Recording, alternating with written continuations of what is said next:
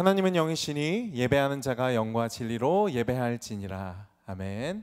다 같이 자리에서 일어나셔서 사도신경 고백하겠습니다. 나는 전능하신 아버지 하나님 천지의 창조주를 믿습니다. 나는 그의 유일하신 아들 우리 주 예수 그리스도를 믿습니다.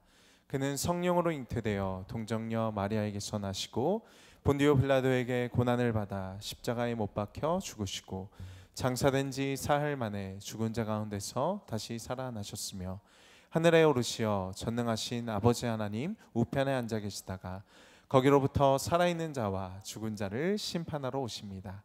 나는 성령을 믿으며 거룩한 공교회와 성도의 교제와 죄를 용서받는 것과 몸의 부활과 영생을 믿습니다. 아멘. 자리에 앉으시겠습니다.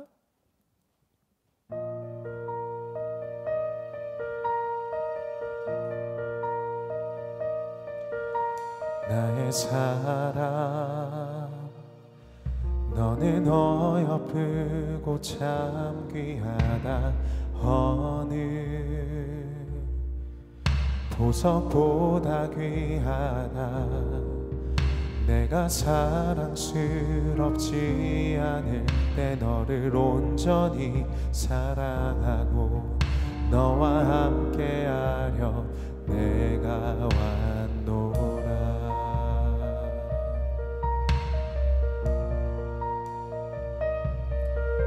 주의 사랑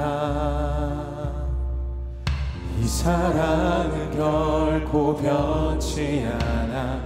모든 계절 돌보시네. 푸른 마르고 꽃은 시드나 주의 말씀은 신실해. 실수가 없으신 주만 바라라.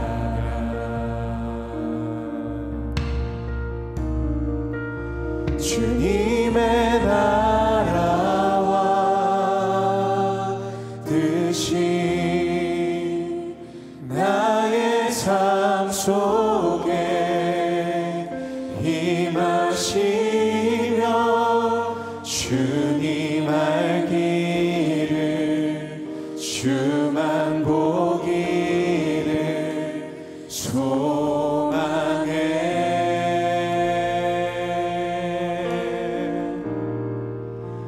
거룩히 살아갈 힘과 두려움 없는 믿음 주신 나의 하나님 완전한 사랑 찬양해.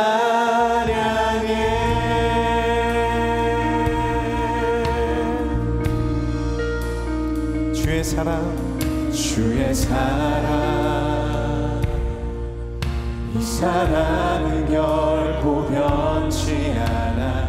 모든 계절 돌보시네. 푸른 마르고 꽃은 시드나 주의 말씀은 신실해. 실수가 없으신 주만 봐. 주님의 나라와 주님의 나라와 뜻이 나의 삶 속에 임하시며 주님 알기를 주만 보기를 소망해. 거룩히 살아갈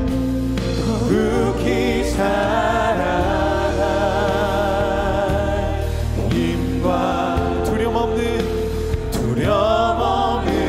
믿음 주신 나의 하나님 완전한 사랑 찬양해. 주님의 나라와 주님의 나라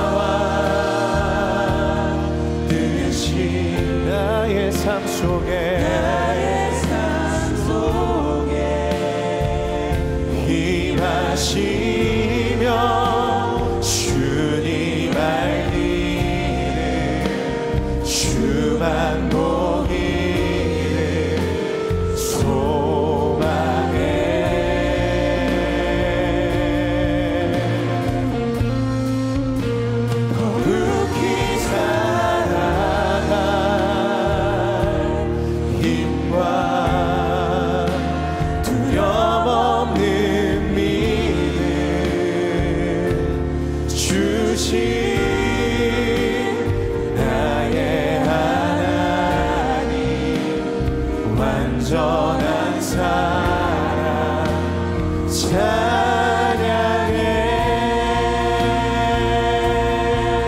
찬양하리 찬양하리 만군의 주 영원히 함께하시네. 존귀하신 사랑의 왕 영원히 통치하시네. 찬양하리 오 만군의 주 영원히 함께하시네.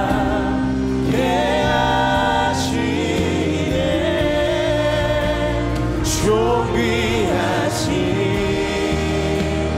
사랑의 왕 영원히 통치하시네. 주님의 나라와 뜻이 나의 삶 속에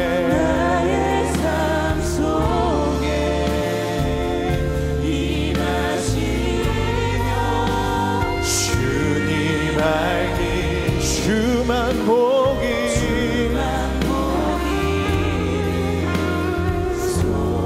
소망해.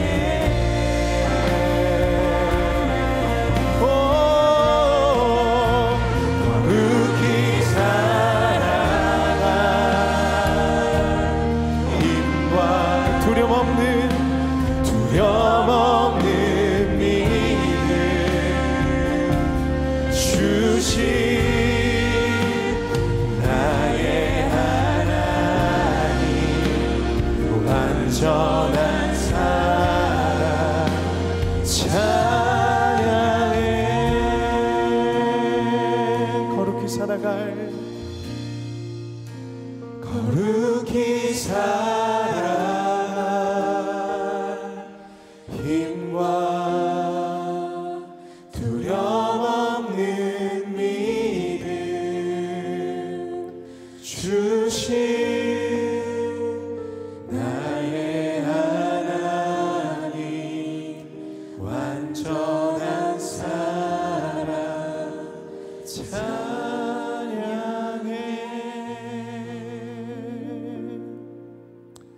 하나님, 오늘도 우리가 거룩히 살아갈 수 있는 힘과 능력, 또 두려움 없는 믿음 부어주시옵소서. 우리의 삶 가운데 하나님의 나라와 통치가 임하기를 소망합니다. 예수님의 이름으로 기도드립니다. 아멘. 우리의 삶 가운데 주님의 나라와 뜻이 이루어지기를 소망하는 마음으로 함께 박수하며 찬양하겠습니다.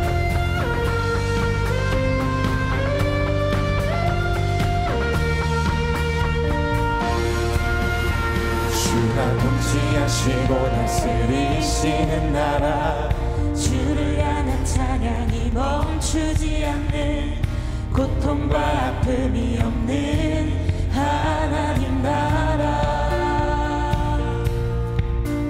먼저 그의 나라와 그의 의를 구할 때 모든 것 더하리라 말씀하신 주, 세상 염려 내려놓고 주께 경배해. 만왕의 왕 되신 예수여, 내 안에 임하소서. 주의 나라 내게 임할 때 나 외쳐 선포해. 하나님의 나라 내 안에 이루소서. 주가 다스리시는 그 나라, 주의 나라 임할 때 모든 두려움 사라져. 주 안에 주의 나라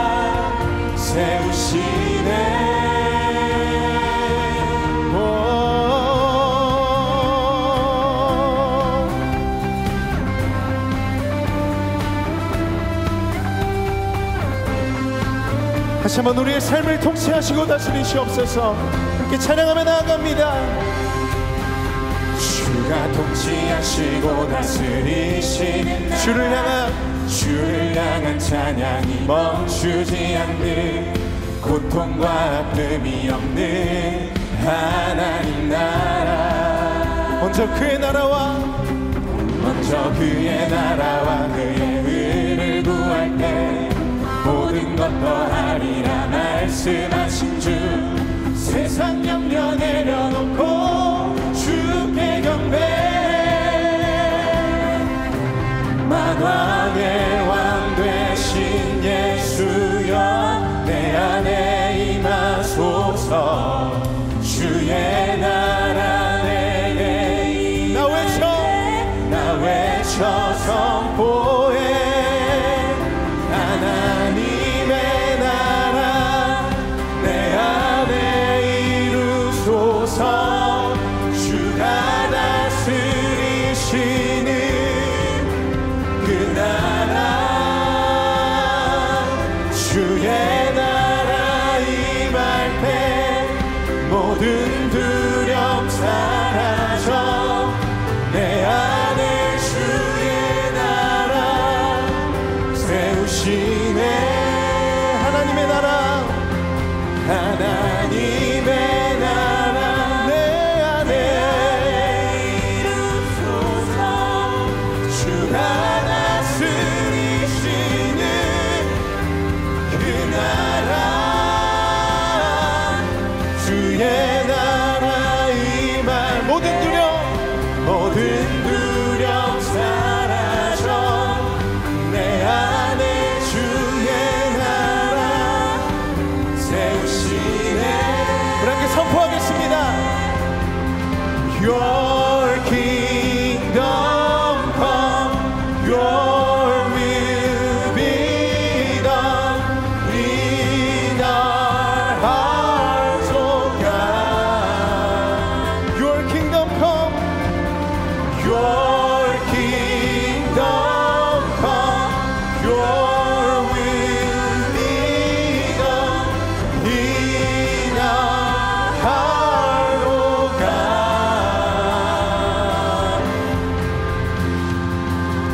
Oh.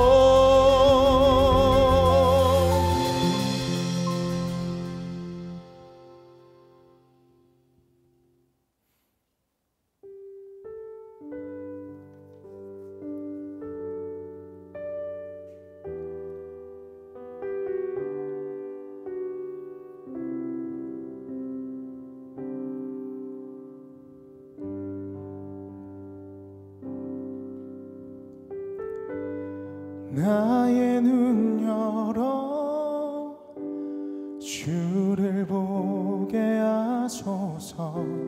정직한 예배 순전한 마음을 드리네. 빗나간 나의 소망 주께로 돌이키며 오직 주님만 사랑하게 하소서. 나의 눈 열어 주를 보게 하소서. 정직한 예배 순전한 마음을 드리네. 빗나간 나의 소망 주께로 돌이키며 오직 주님만 사랑하게 하소서. 나의 눈 열어 주를 보게 하소서. 정직한 예배 순전한 마음을 드리네. 빗나간 나의 소망 주께로 돌이키며 오직 주님만 사랑하게 하소서. 나의 눈 열어 주 하소서. 정직한 예배 순전한 마음을 드리네. 빗나간 나의 소망 주께로 돌이키며 오직 주님만 사랑하네. 나의 눈 열어 나의 눈 열어 주를 보게 하소서. 정직한 예배 순전한 마음을 드리네. 빗나간 나의 소망 주께로 돌이키며 오직 주님만 사랑하게 하소서.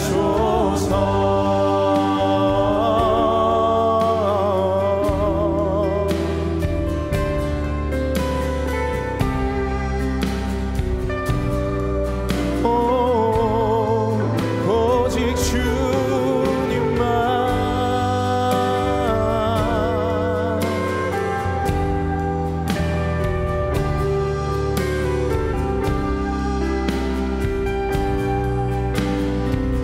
우리 함께 고백합시다. 영과 진리로 영과 진리로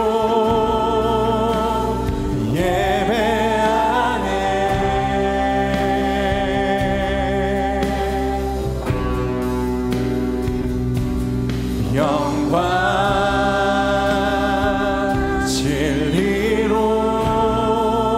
진리로 예배하네. 영과 진리로 영과 진리로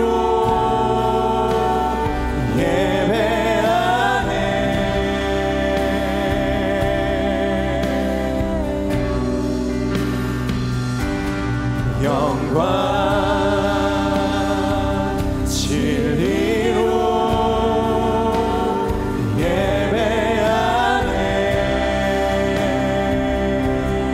영과 진리로 영과 진리로 예배하네. 영과 진리로 영과 진리로 예배하네.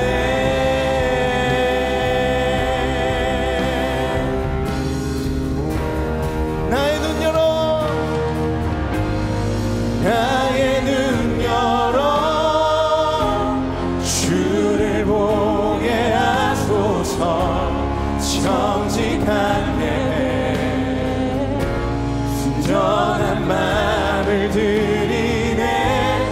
나간 나의 소망 주께로 돌이키며 오직 주님만 사랑하게 하소서. 나의 눈 열어 주를 보게 하소서. 정직한 예배 순전한 마음을 빗나간 나의 소망 빗나간 나의 소망 주께로 돌이키며 오직 주님만. 우리 시간 함께 기도하며 나아갈 때 하나님 한 주간 세상에 빼앗긴 기대와 소망 오직 하나님만을 의지하며 다시 한번 예배 가운데 우리의 마음을 하나님께로 조정하게 하여 주시옵소서. 주님께서 기뻐하시는 예배 순전하고 정직한 예배로 나아가게 하여 주시옵소서. 우리 주님의 이름 부르고 기도하겠습니다. 주여.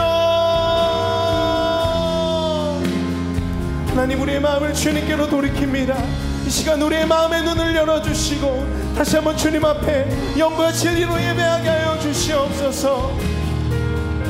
하나님 우리의 마음에 모든 집중과 우리의 모든 마음 주님께로 향하게 하시고 오직 주님만을 믿고 의지하고 신뢰하게 하시며 세상에 빼앗긴 우리의 기대와 소망, 하나님을 향해 하는 우리의 모든 마음들 다시 한번 하나님께로 향하게 하여 주시옵소서. 하나님 우리에게 말씀하여 주시고 우리의 영을 깨워주시고 하나님 앞에 온전한 예배로 나아가게 하여 주시옵소서.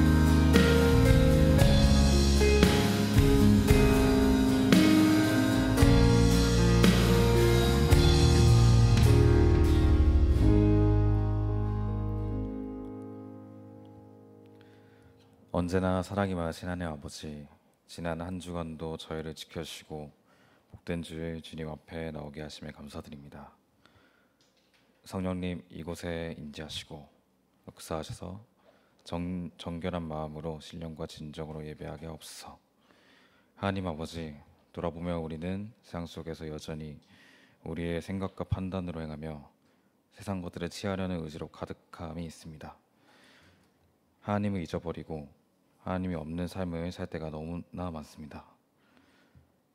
부끄러운 이 모습 이대로를 가지고 주 앞에 나왔사오니 예배를 통해서 말씀을 통해서 성령님의 역사하심으로 우리를 깨닫게 하시고 용서하여 주시옵소서. 거룩한 성이 주님의 은혜를 사모하며 나옵사오니 우리의 예배를 받아주시옵소서. 지금까지 지켜주시고 붙들어주신 하나님, 우리가 걸어왔던 발자국마다 하나님의 은혜가 아닌 곳이 없고 우리가 지나왔던 모든 순간들 속에 하나님의 사랑이 없는 곳이 없습니다.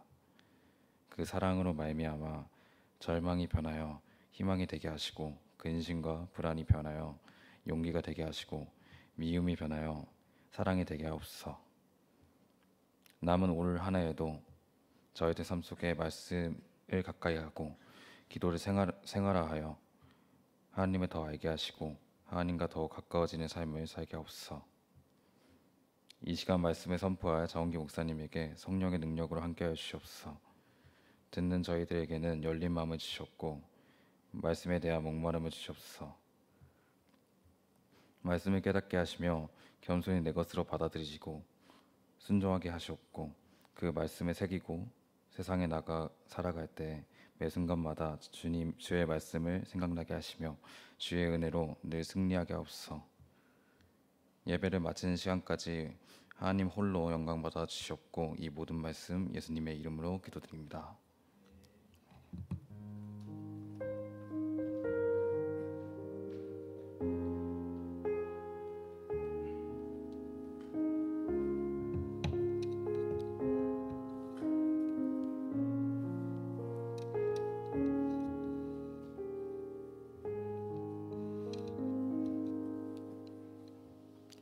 오늘 주실 말씀 보겠습니다. 다니엘서 6장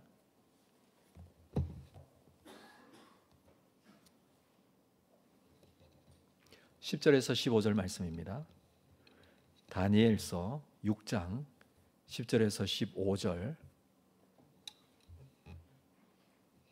한 절씩 교독하겠습니다. 다니엘이 조서의 왕의 도장이 찍힌 것을 알고도 자기 집에 돌아가서는 윗방에 올라가 예루살렘을 향한 창문을 열고 전에 하던 대로 하루 3번씩 무릎을 꿇고 기도하며 그의 하나님께 감사하였더라.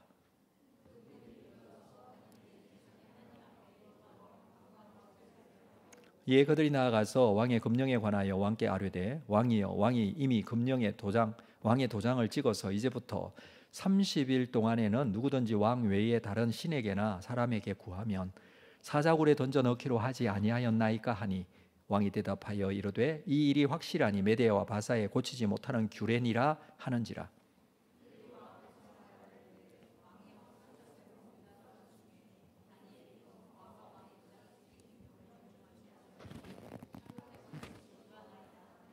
왕이 이 말을 듣고 그로 말미암아 심히 근심하여 다니엘을 구원하려고 마음을 쓰며 그를 건져내려고 힘을 다하다가 해가 질 때에 이르렀더라.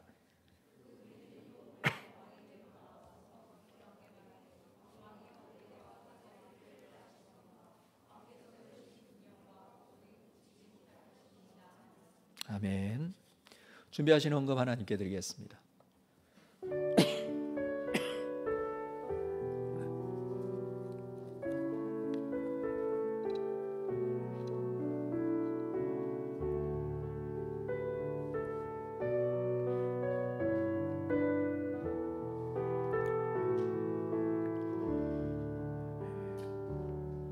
하나님 아버지, 크신 은혜와 사랑을 감사합니다.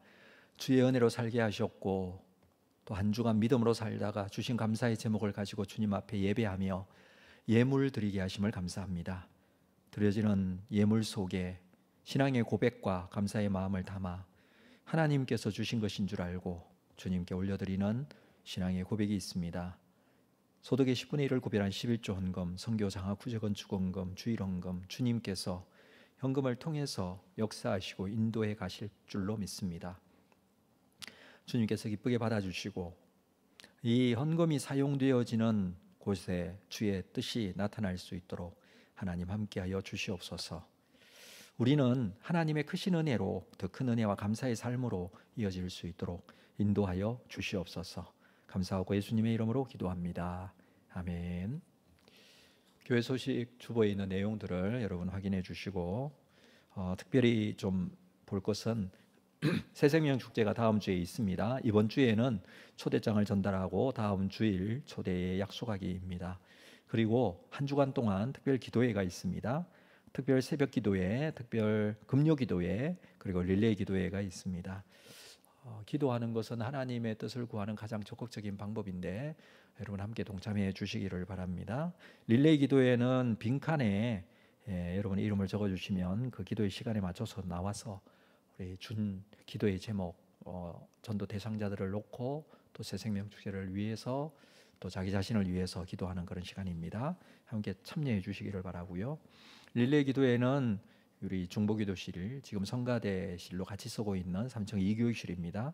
특별 새벽 기도회는 내일부터 한 주간 동안 진행이 되는데 월요일은 본당에서, 그리고 화요일부터 금요일까지는 아마 지금 4층 4교육실에서 진행을 해야 될 것 같습니다. 내일부터 본당에 스크린 공사를 진행해야 돼서 어쩔 수 없이 4층으로 예배 장소가 옮기게 된다는 거 기억하시고 여러분 동참해 주시기를 바랍니다. 금요 기도회는 본당에서 드리도록 하겠습니다. 다음 주 새생명 축제에 우리 전도 대상자들과 함께 1부나 2부, 3부 이렇게 초청해서 함께 나오셔서 하나님께서 생명을 향하신 하나님의 열심을 우리가 함께 나눌 수 있는 시간 되었으면 좋겠습니다. 2025년 캄보디아 단기 선교는 오늘까지 모집을 연장했습니다. 한 주간 더 연장해서 우리 숫자가 우리 선교를 진행할 숫자가 되지 못해서 조금 부족해서 연장해서 진행을 하도록 하겠습니다. 마음으로 기도하고 있는 분들은 오늘까지 신청해 주시면 되겠습니다. 지난주에도 등록하신 새 가족들이 있습니다. 우리 기도로 서로 섬기고 또 환영해 주시고 축복해 주시고 성도의 아름다운 교제로 함께 해 주시기를 바랍니다. 오늘 3부 예배 오신 분들 사랑하고 축복하고 참 잘 오셨습니다. 서로 한번 인사할까요? 사랑합니다. 축복합니다. 참 잘 오셨습니다. 이렇게 한번 인사하겠습니다. 참 잘 오셨어요. 네, 그렇습니다. 자, 오늘 우리 다니엘서 말씀 함께 나누고 있는데 다니엘서 6장 말씀 좀 보도록 하겠습니다.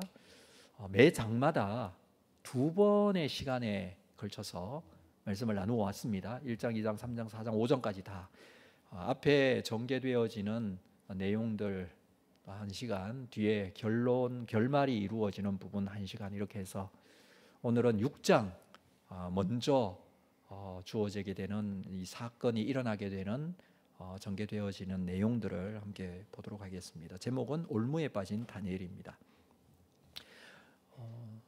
우리가 살면서 가지게 되는 어떤 억울한 상황들 또는 부당한 대우 이런 경우를 당할 때가 참 많습니다.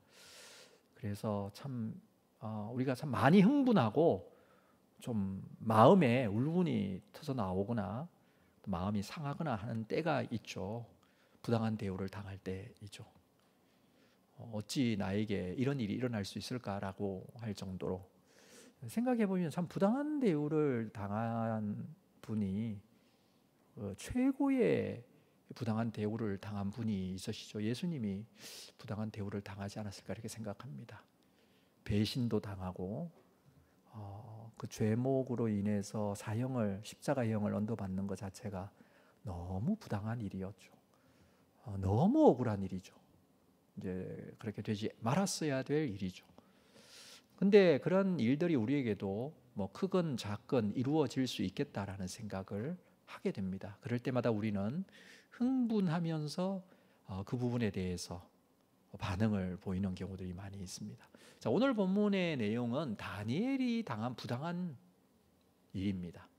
다니엘도 굉장히 부당한 일을 당했다라는 것이죠. 6장에서 특별히 그 사건을 기록을 하고 있는데, 이 6장은 지금 바벨론이 5장에서 멸망하고 벨사살이 죽고 이제 새로운 제국이 들어섰습니다. 그 제국이 페르시아 제국이죠.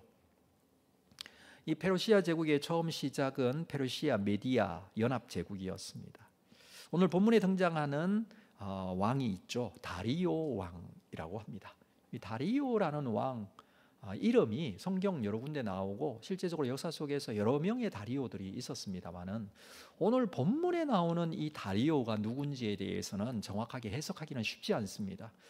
왜냐하면 우리가 알고 있듯이 페르시아 제국의 첫 번째 왕은 고레스였기 때문이죠. 그래서 해석하기를 이 다리오가 고레스 왕의 또 다른 이름으로 기록되었을 것이다 라고 하는 이야기, 또는 지금 바벨론 성을 함락하고 난 이후에 이 지역을 고레스가 다리오라는 사람에게 내어주면서 다스리게 했다는 그런 설명도 있습니다. 여러 가지 고레스의 장군이었다 이렇게 표현하기도 하고 합니다만은 아직까지 명확한 결론을 내리지 못하고 있습니다. 자, 중요한 것은 다니엘에 있는 이곳에 이 다리오 왕이 다스리게 되었고, 다리오 왕이 다니엘을 총리로 다시 세웠다라는 거예요. 이건 굉장히 중요한 의미가 있죠. 나라가 바뀌었고 왕이 바뀌었어요. 근데 느부갓네살 왕 때의 총리였던 다니엘을, 나이도 지금 80세도 넘었어요. 근데 이 다니엘을 새로운 제국 페르시아를 다스리는 이 일에 총리로 사용을 하고 있다는 것입니다. 아마 다니엘을 통해서 그의 이 경력, 또는 벨사살 왕 때의 사건, 벽에 글이 쓰여졌을 때 그것을 명확하게 해석해내는 능력, 이런 것들을 아마 평가한 후에 하지 않았을까라고 생각을 합니다. 자, 오늘 본문 1절부터 한번 볼까요? 1절에 다리오가 자기의 뜻대로 고관 120명을 세워 전국을 통치했다라는 내용이 나오죠. 지방장관 120명을 세웠다라는 것은 페르시아는 또 다른 형태의 정치 형태를 가지고 있었는데, 이제 이 넓은 제국을 작은 지방들로 나누어 통치하게 했다라는 것입니다. 사실 지금까지 있었던 아시리아, 또 그 다음에 제국이었던 바벨론보다도 훨씬 넓은 영토를 가진 게 페르시아 제국입니다. 그래서 이것을 효과적으로 다스리기 위해서 120명의 지방을 나누고 거기에 고관들을 세웠다라고 하고요. 그리고 두 번째 2절 볼까요? 그들 위에 총리 셋을 두었다라고 합니다. 다니엘이 그 중에 하나인데, 이는 고관들로 총리에게 자기의 직무를 보고하게 합니다. 이 보고 체계, 정치의 어떤 조직 체계를 그렇게 만들어 놨습니다. 120명의 지방 장관들이 있고 이들이 총리에게 보고하게 하는데, 그 총리가 3명이었다라는 겁니다. 그런데 그 중에 한 명이 다니엘이었습니다. 3절 볼까요? 다니엘은 마음이 민첩하여 총리들과 고관들 위에 뛰어나다고 합니다. 왕이 그를 세워 전국을 다스리게 하고자 한지라. 왕은 다니엘을 인정했습니다. 다니엘을 총리 3명 중에서도 그들 위에 세워서 전국을 다스리게 하고자 한지라. 지금 이 임명을 하려고 하는 상황이에요. 총리 3명 중에 대표로. 다니엘은 어떤 사람입니까? 마음이 민첩하고 총리들과 고관들 위에 뛰어나다, 이렇게 평가하고 있습니다. 자, 이 두 가지 문제, 그는 마음이 민첩하고 총리들과 고관들 위에 뛰어난 사람이었고, 두 번째 왕의 총애를 받고 있었고, 이 문제가 이 이야기의 사건의 발단이 됩니다. 이것이 사람들에게 시기와 질투를 불러오게 하는 그런 조건이 되었다라는 것입니다. 다니엘은 아마 자기 자리에서 최선을 다하는 삶을 살았다라고 할 수가 있겠죠. 80세 이상이 된 노령이었지만 이 다니엘이 얼마나 완전한 삶을 살았는지, 참 그가 나라가 바뀌고 왕이 바뀌고 나이가 들었음에도 불구하고 왕은 그를 신뢰했다라는 것을 우리가 알 수 있고, 이후에 어떤 일들이 일어납니까? 이 사람들이 시기와 질투로 인해서 다니엘을 넘어뜨리려고, 다니엘을 이 자리에서 물러나게 하기 위해서 가진 방법과 수단을 다 사용해서 그의 흠집을 잡고자 하지만 찾을 수가 없다고 해요. 그러니까 다니엘이 어떻게 살았는지에 대해서 우리는 충분히 예상할 수 있는 그런 모습일 겁니다. 그는 자기의 직무에 충실한 사람이었고, 자기가 하고 있는 비록 하나님을 모르는 이 이방 땅에서 이 페르시아가 얼마나 하나님 앞에 이 부정한 그런 나라입니까? 근데 그 나라의 총리로 살면서, 그 나라에 살면서 그는 얼마나 완벽한 최선을 다하는 삶을 살았기에 사람들이 고발할 제목을 찾으려고 해도 찾을 수가 없었다라고 할 정도로 인격적인 부분도 마찬가지였다라는 것입니다. 허물이 없었다라고 할 수가 있겠죠. 그들이 이제 이 시기 질투로 인해서 다니엘을 고발하려고 찾다가 찾지 못하여 내린 결론은 다니엘이 가진 신앙의 문제, 자, 이 문제를 걸고 넘어지고자 합니다. 5절 볼까요? 그들이 이르되 이 다니엘은 그 하나님의 율법의 근거를 찾지 못하면 그를 고발할 수 없으리라. 그 하나님을 믿는 신앙, 그 율법을 지키려고 하는 그 마음, 그것을 이들이 잘 알고 있었고 그것을 가지고 다니엘을 넘어뜨리려고 합니다. 다니엘 입장에서는 지금까지 믿음으로 살았고 그 믿음이 이 이방 땅에서 사는 그의 삶의 원동력이었습니다. 이 믿음이 문제가 된다면 사실 왕이 그를 총리로 세우지도 않았겠죠. 그래서 지금 그런 총리로 있는 문제인데, 근데 이 믿음을 이용해서 넘어지게 하려고 합니다. 자, 그 내용은 7절에 나옵니다. 나라의 모든 총리와 지사와 총독과 법관과 관원이 의논하고 왕에게 한 법률을 세우고 한 금령을 정하실 것을 구하나이다. 다니엘을 제외한 이 총리들과 고관들이 왕께 나아가서 법률 하나를 정하자라고 합니다. 그것은 하반절에 볼까요? 왕이여, 그것은 이제부터 곧 30일 동안에 누구든지 왕 외에 어떤 신에게나 사람에게나 무엇을 구하면 사자굴에 던져 넣기로 한 것입니다. 30일 동안, 지금부터 30일 동안 왕 이외에 어떤 신에게나 사람에게나 무엇을 구한다 그랬습니다. 이 구한다라는 것은 기도하는 거, 예배하는 거, 이거 다 포함이 돼요. 그래서 그렇게 하면 사자굴에 던져 넣는 것이 좋겠다. 자, 왕의 입장에서는 나라를 다스리는 데 있어서 왕권을 바르게 세우고 왕권 중심으로 나라를 다스리는 데 있어서 이만한 것이 없겠다라고 생각할 수 있잖아요. 이것이 문제가 되지는 않죠. 왕에게는 오히려 더 좋게 생각할 수도 있습니다. 그래서 왕의 입장에서 거절할 이유가 없어 이것을 승인해 주고 이 법이 공포가 됩니다. 문제는 뭐냐 하면 이 법이 정해지면 왕도 이 법을 바꿀 수 없다라는 거예요. 8절에 그런즉 왕이여 원하건대 금령을 세우시고 이 조서에 왕의 도장을 찍어 메대와 바사에 고치지 아니하는 규례를 따라, 메대와 바사에 고치지 아니하는 규례를 따라, 이 규례가 있다는 거예요. 그 규례가 뭐냐 하면 왕이 한번 이 규례에 대해서 승인하고 도장을 찍고 이제부터는 이 규례는 바꾸지 못한다라고 조항을 달면 이 규례는 바꿀 수 없다라는 거예요. 지금 그 이야기를 합니다. 사실 이 문제에 대해서 이 페르시아에 살고 있었던 사람에게는 그 문제가 없어요. 그들은 다신눈을 섬기는 자들, 유일신 신앙이 아닌 이상은 이 문제가 되지 않습니다. 어떤 신도 섬길 수 있는 신이 많아요.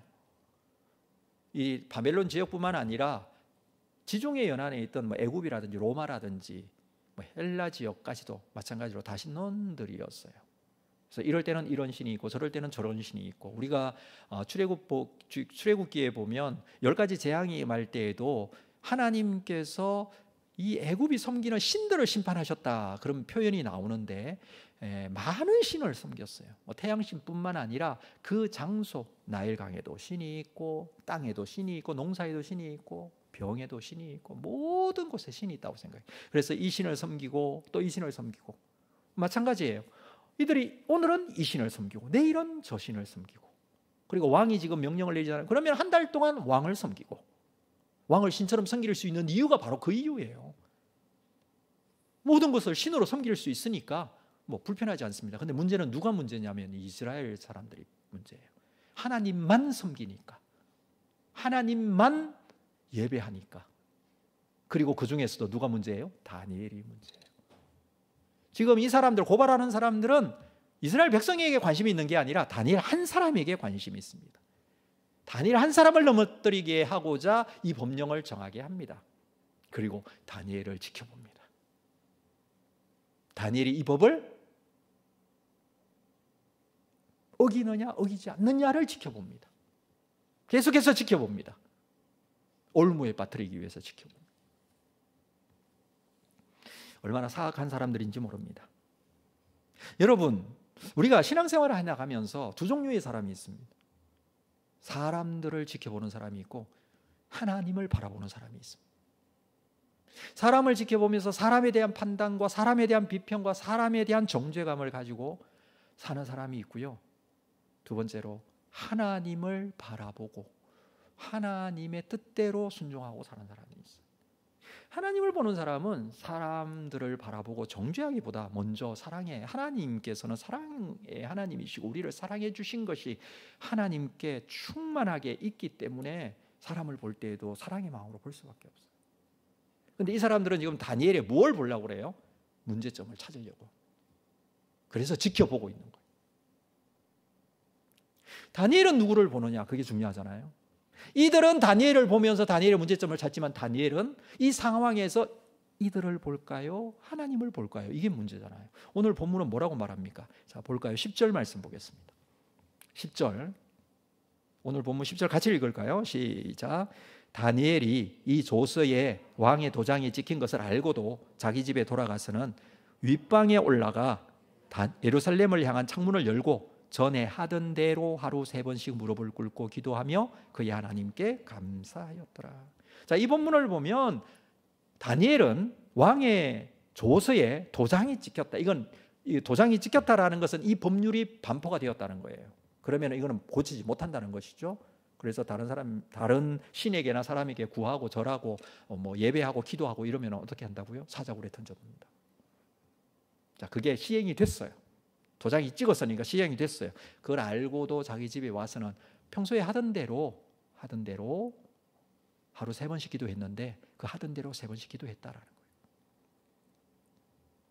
자, 이 상황에서 누구를 봅니까? 하나님을 본다는 겁니다.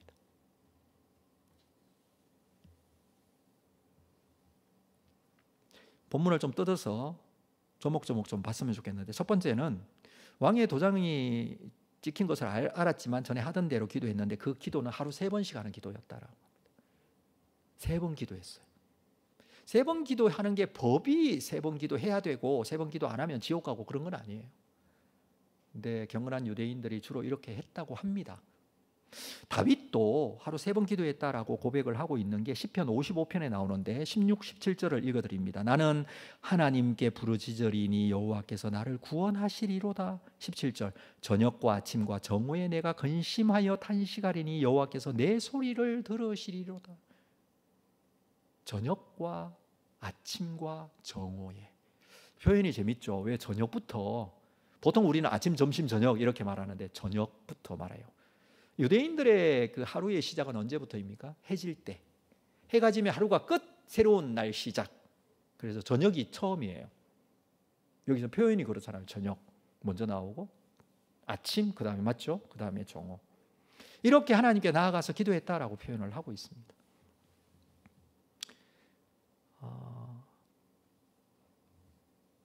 나중에 유대인들이 이제 시간을 정합니다. 처음에는 뭐 시간을 정했다는 그런 표시가 없지만 나중에는 시간을 정해요. 신약 시대에 와서 보면 유대인들이 이 하나님 앞에 기도하는 시간이 오전에는 9시, 낮에는 12시, 그리고 오후에는 3시 이렇게 정해요. 제가 보니까 교회마다 정오 기도회 이런 게 있어요. 정오 기도회. 그래서 교회 못 나오지만 기도 제목을 12시에 딱 보내면서 지금 있는 자리에서 정오 기도하겠습니다 하고 기도 제목을. 어떤 기도 보니까 오후 3시에 기도하는 또 기도 모임을 하는 교회들이 있더라고요. 여기에서 비롯됐다고 할 수가 있겠죠.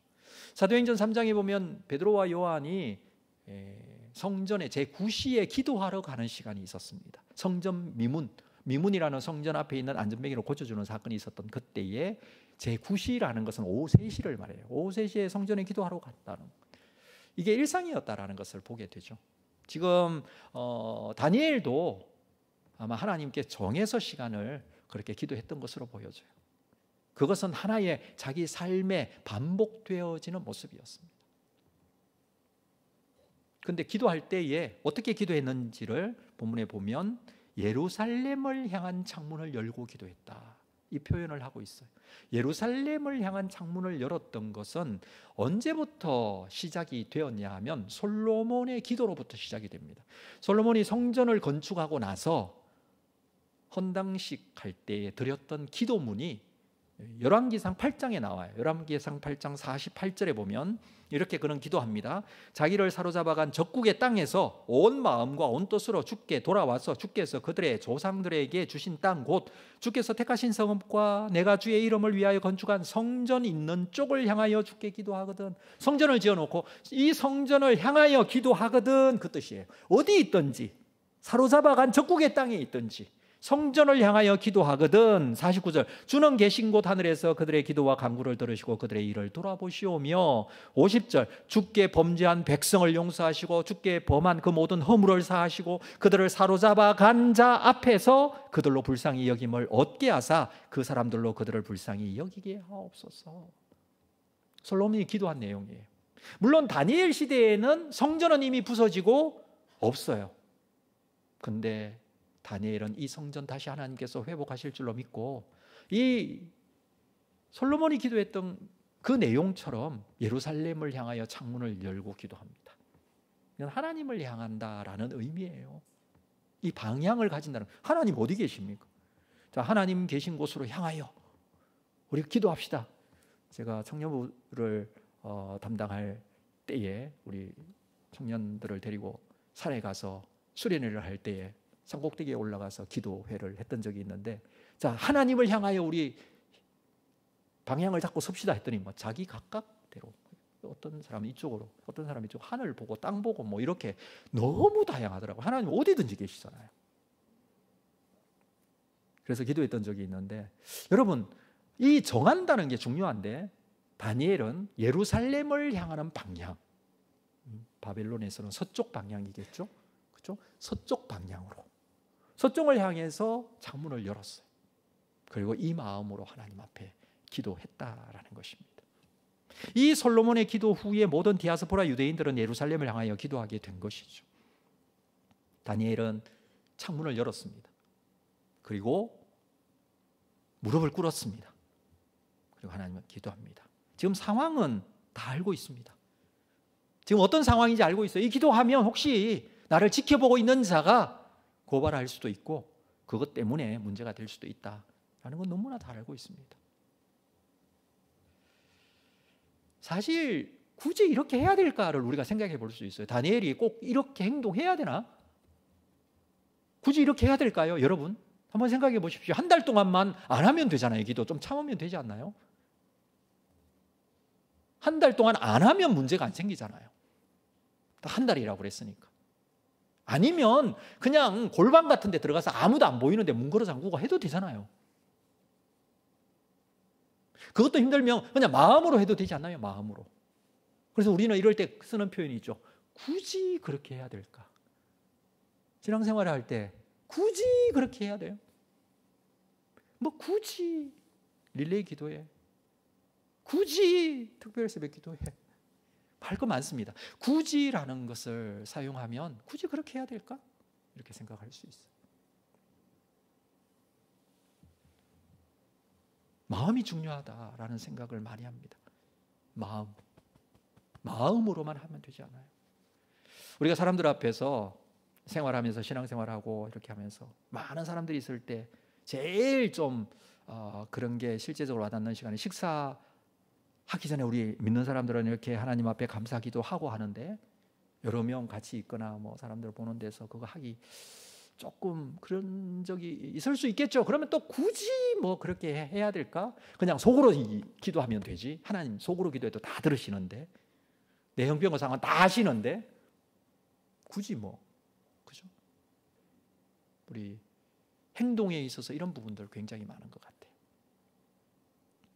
근데 다니엘은요, 굳이 창문을 열고 사람들이 볼 수 있도록, 오히려 더 잘 보이도록 무릎을 꿇고 하나님 앞에 하루에 그것도 3번씩이나 해오던 대로 기도했다라고 합니다. 그건 자기가 가지고 있던 삶의 루틴이에요. 갑자기 만들어진 게 아니라 80년 동안 해왔던 거예요. 이건 무엇을 말하느냐 하면, 저는 이렇게 생각합니다. 상황은 바뀌잖아요. 평상시에는 문제가 되지 않았던 문제예요. 그냥 기도하는 거 잘할 수 있었어요. 문제가 되지 않았지만 지금은 문제가 돼요. 이게 문제가 되지만 상황은 바뀌고 특별한 상황이 되었지만 지금까지 가져왔던 하나님을 향한 이 마음을 흐트리고 싶지 않았던 거예요. 그리고 이게 중요하다고 생각을 했던 거죠. 이 중요하다고 여겨졌던 이 부분, 이것을 자기는 자기의 마음은 중요한데 그 마음의 표현을 이렇게 행동으로 하고 있다는 겁니다. 여기 본문에 보니까 윗방이라고 그랬어요. 윗방에 갔다라고 하는 이 표현은요, 우리나라로 표현하면 다락방과 같은 곳인데 우리나라 다락방하고는 달라요. 우리나라는 다락방이 숨겨진 곳에 주로 있습니다. 거기 들어가면 골방같이 그래요. 근데 여기 지방은 집을 지을 때에 지붕을 평평하게 짓죠. 옥상을 평평하게 지어놓고 거기다가 하나의 조그만한 쪽방을 만들기도 해요. 그게 윗방이에요. 어떨 때는 여기 망대같이 혹은 우리나라의 원두막같이 이렇게 높여서 위에 방 하나를 만들기도 합니다. 그게 윗방이에요. 근데 이게 이 더운 지방이어서 바람이 잘 통하도록 창문을 사방으로 다 만들어 놓고 선선하게 만들어 놔요. 다니엘은 여기를 자기의 기도처로 평상시에 삼았어요. 이게 자기 루틴이에요. 그리고 그것을 하던 대로 기도했다라고 합니다. 자연스럽게 페르시아에 공포된 법을 그는 어기게 된 것입니다. 그동안 다니엘은 법을 어기고 살지는 않았어요. 그가 총리가 되기까지 신실한 사람이었어요. 근데 지금은 법을 어기고 있습니다. 우리 그리스도인들이 이 부분에 대해서 어떻게 우리 일상생활 속에서 살게 되어야 되느냐라는 겁니다. 성경에서도 사실 세상 속에 살지만 세상의 모든 권세에 성도들도 복종해야 된다 이렇게 말하고 있습니다. 바울도 로마서 13장 1절에 보면 각 사람은 위에 있는 권세들에게 복종하라. 권세는 하나님으로부터 나지 않음이 없나니 모든 권세는 다 하나님께서 정하신 바라. 그래서 세상에 있을 때 세상의 법을 지켜야 된다. 그걸 강조하고 있습니다. 그렇지만 이 세워진 권세가 타락을 하거나 하나님의 법에 위배되는 경우 그때 어떻게 할 것인가 라는 문제 아닙니까? 베드로와 사도들이 예수의 부활을 전하다가 잡혀 공회 앞에 섰을 때 이 사내들이라는 공적인 모임이죠. 이스라엘을 다스리고 있는 그 공회 앞에 섰을 때 이런 말을 합니다. 사도행전 5장 29절에 베드로와 사도들이 대답하여 이르되 사람보다 하나님께 순종하는 것이 마땅하니라. 이 기준을 가졌다는 거예요. 믿음의 사람들은 세상 속에 세상의 법을 지키고 살아가지만 그 법이 하나님의 법과 충돌할 때는 어떻게 했느냐라는 거예요. 그래서 굳이 하나님의 법을 우선적으로 내세우는 삶을 살았다라는 것입니다. 그것은 모든 특별한 상황에서도 마찬가지입니다. 상황은 언제나 달라져요.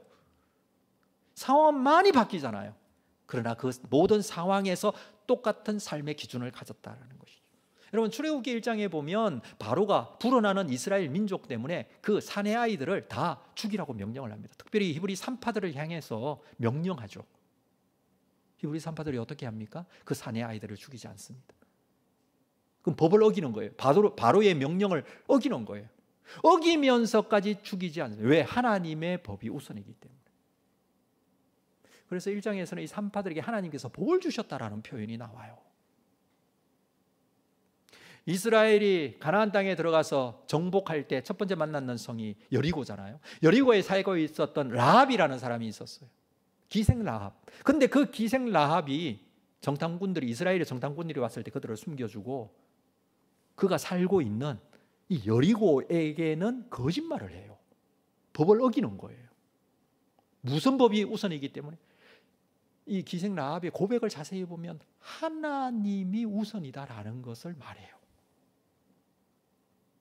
결국 어떻게 됩니까? 여리고가 멸망할 때에 라합을 하나님께서 구원해 주시죠. 다니엘은 지금 나라의 법을 어기게 되는 것이지만 하나님이 우선이기 때문에 그는 무릎을 꿇고 자기의 삶을 결정하고 그 결정한 모습대로 행하고 있습니다. 근데 충격적인 것은요, 10장 마지막에 보면 그의 기도는 감사 기도였어요. 하던 대로 기도한다라고 하면서 감사하였더라라는 표현이 나오잖아요. 감사하였더라라는 것의 히브리어 단어의 뜻은 정확하게 찬양하다라는 뜻입니다. 이 예다라는 단어는 감사하다, 찬양하다. 히브리어에서는 같은 단어예요. 하나님 감사합니다. 이게 뭐예요? 하나님을 높여드립니다. 이 뜻이잖아요. 평상시에 이거는 기도할 때 어떻게 기도했어요? 감사하며 기도했어요. 하나님을 높여드리며 기도했어요. 찬양하면서 기도했어요. 도저히 감사하고 찬양할 마음이 나오지 않을 그런 상황이라고도 할 수가 있지만, 그러나 그는 하나님께 매일 나아가는 이 시간, 매일의 루틴을 가지고서 하나님께 기도하는 이 시간을 그 원수들을 원망하고 그들을 정죄해야 하는 시간으로 삼지 않았어요. 그래서 원수들은 다니엘을 바라보면서 그의 문제점을 찾으려고 했지만, 이 다니엘은 누구를 보고 있다고요? 하나님을 보고 있다. 하나님을 향하고 있다고요.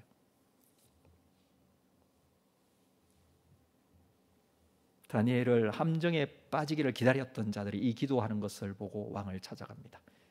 자, 13절, 그들이 왕 앞에서 말하여 이르되 왕이여, 사로잡혀 온 유다 자손 중에 다니엘이 왕과 왕의 도장이 찍힌 금령을 존중하지 아니하고 하루 3번씩 기도하나이다.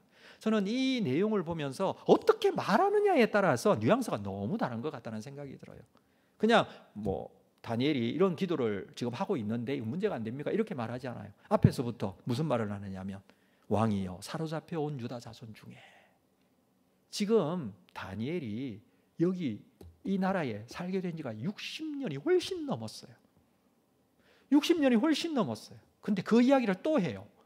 사로잡혀 온 자 유다, 우리와 다른 사람이다, 이런 뜻이에요.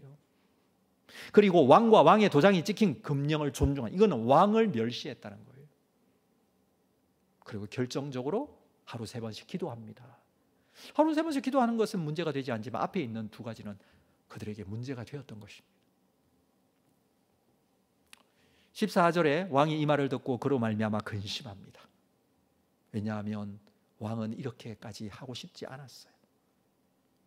다니엘을 구원하려고 마음을 쓰며 그를 건져내려고 힘을 다하다가 해가 질 때에 이런, 왕의 권력이 절대적이지 않습니까?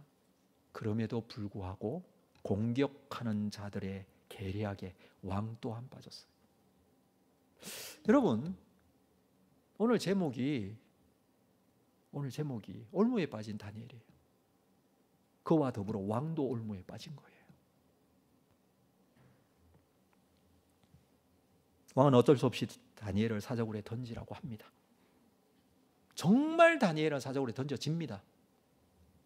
하던 대로 기도할 뿐이었고, 그는 언제나 살아계신 하나님을 바라볼 뿐이었는데 사람들을 비평하고 판단하지 않습니다. 이런 상황에서 다니엘이 불평하면서 어떻게 나에게 이런 일이 있을 수 있느냐라는 그런 아주 흔한 반응도 나오지 않아요.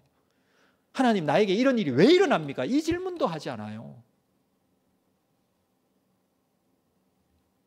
하던 대로 기도했었고 또 그는 감사하며 하나님께 예배했을 뿐인데도, 그러나 그는 결과는 사자굴입니다.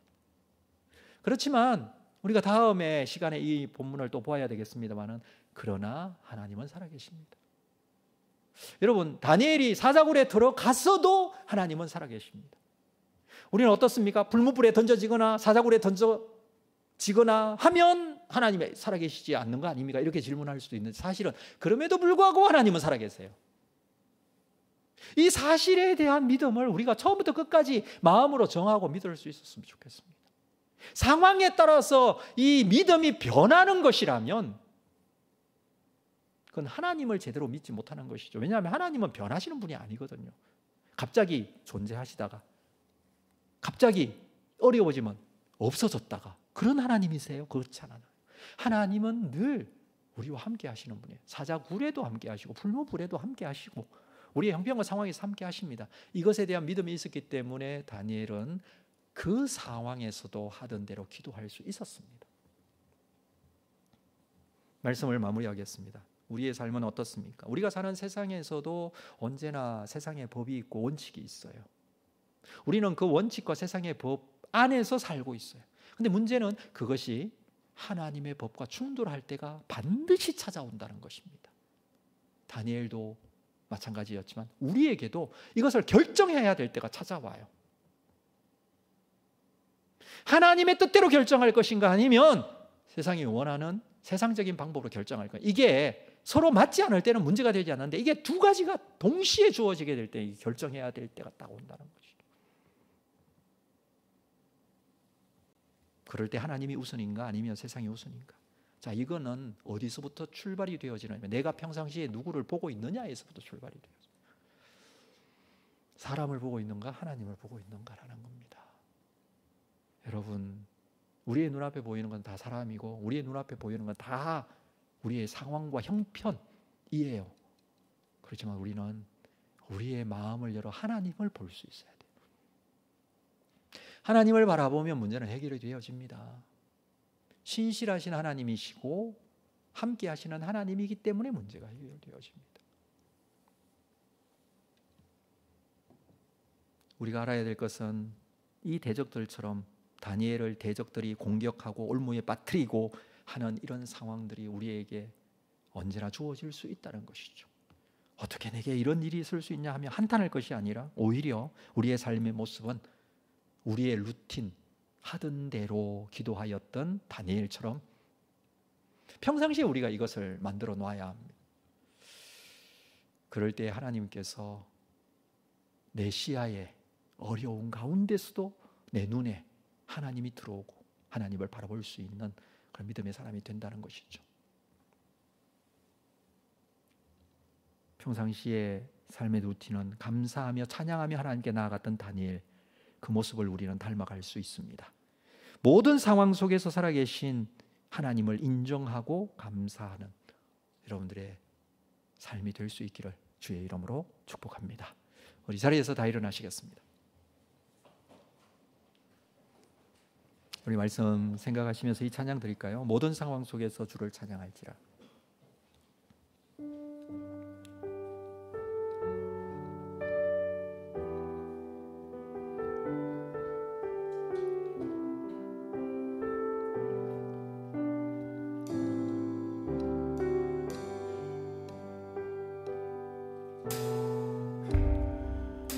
모든 상황 속에서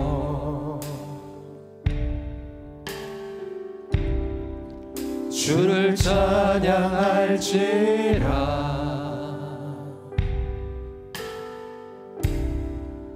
주는 너의 큰 상급,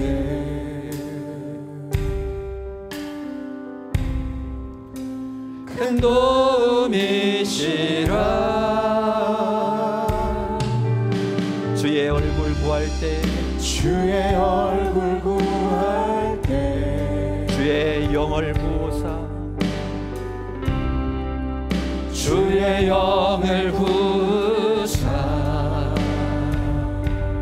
크신 사랑 안에서, 크신 사랑 안에서 주를 보게 하소서. 주를 보게 하소서. 내 영혼이,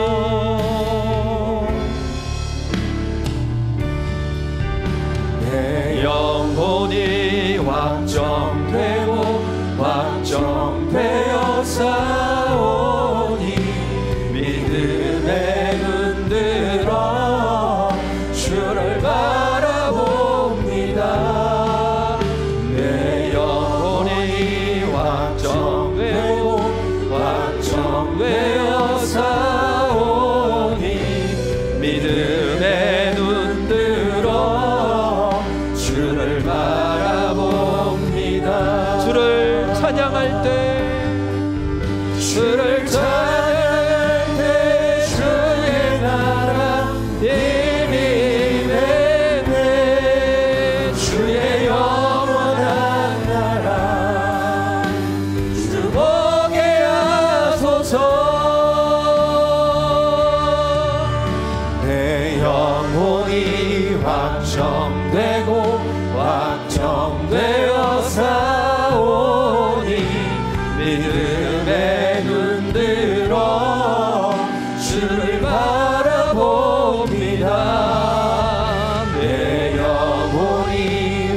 확정되고 확정되어 사오니 믿음에 눈들어 주를 바라. 우리 다시 한번 고백합니다. 내 영혼이 확정되었습니다.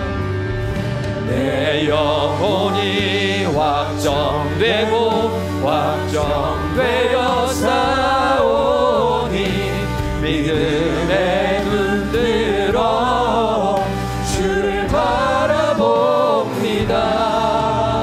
내 영혼이 확정되고 확정되어 사오니 믿음에 눈들어 주를 바라봅니다.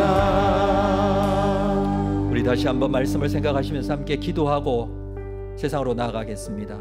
우리에게 주신 말씀의 의미를 다시 한번 가슴에 새기고 우리가 모든 상황 속에서 모든 특별한 상황 속에서 언제나 살아계신 아버지 하나님을 믿음으로 바라보기를 원합니다. 평상시 일상 속에서 우리의 하던 대로의 삶이 제대로 형성되어져야 하리라고 생각합니다. 기도의 자리에서 하나님을 찬양하는 자리에서 언제나 하나님을 바라보는 이 믿음의 결단과 이 믿음의 행동이 이후의 모든 상황 속에서 하나님을 바라볼 수 있도록 인도하여 주실 것을 믿고 하나님을 끝까지 소망하며 나아가는 자가 되게 하시고 사람으로 인하여 사건과 환경과 형편, 배경으로 인하여 우리의 마음이 무너지지 않도록 살아계신 아버지 하나님의 신실하심을 믿고 언제 어디서나 하나님의 인도하심을 받을 수 있는 자로 설 수 있도록 함께하여 달라고 우리 함께 기도로 하나님께 나아가겠습니다.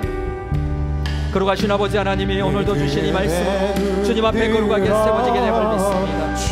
어떠한 형편과 상황 속에서도 하나님을 믿음으로 소망합니다. 모든 상황, 그 형편과 처지, 도저히 들어갈 수 없는 사자굴, 내가 들어가서는 안 되는 풀목굴, 모든 형편 속에서 살아계신 아버지 하나님을 믿음으로 바라보며 주님 앞에 거룩하게 세워지게 되며 주께서 이루실 하나님의 거룩하신 그 은혜 가운데 거룩하게 서는 자들이 될 수 있고 하나님 은혜를 더하시고 인도하여 주시옵소서. 주의 사랑과 은혜 가운데 거룩하게 세워지기를 원하고 이 믿음의 고백을 가지고 주님 앞에 나아가는 귀한 삶이 되게 하여 주시기를 원합니다. 내 마음을 주님 앞에 확정합니다. 흔들리지 않고 형편과 상황에 따라서 바뀌지 않고 동일하게 주님을 향할 수 있는 믿음의 사랑으로 하나님 은혜를 더하시고 인도하여 주시옵소서. 주의 사랑으로 우리를 주장하여 주시옵소서. 믿음의 고백을 가지고 주님 앞에 서게 하여 주시옵소서. 주님의 기뻐하심과 함께 하시며 내가 나타내고 인도하여 주시옵소서. 모든 하심을 믿고 주님 앞에 영광이 되기를 원합니다. 주의 사랑과 은혜가 함께 하여 주시옵소서.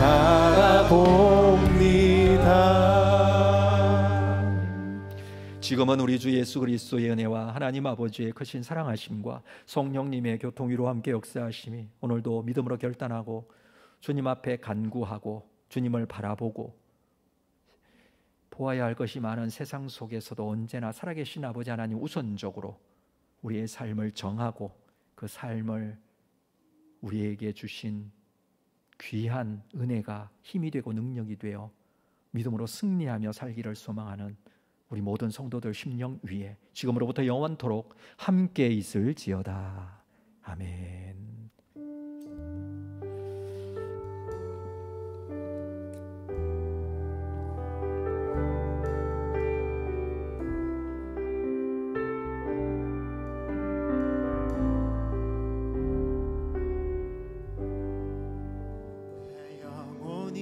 확정되고 확정되어 사오니 믿음에 눈들어 주를 바라봅니다. 내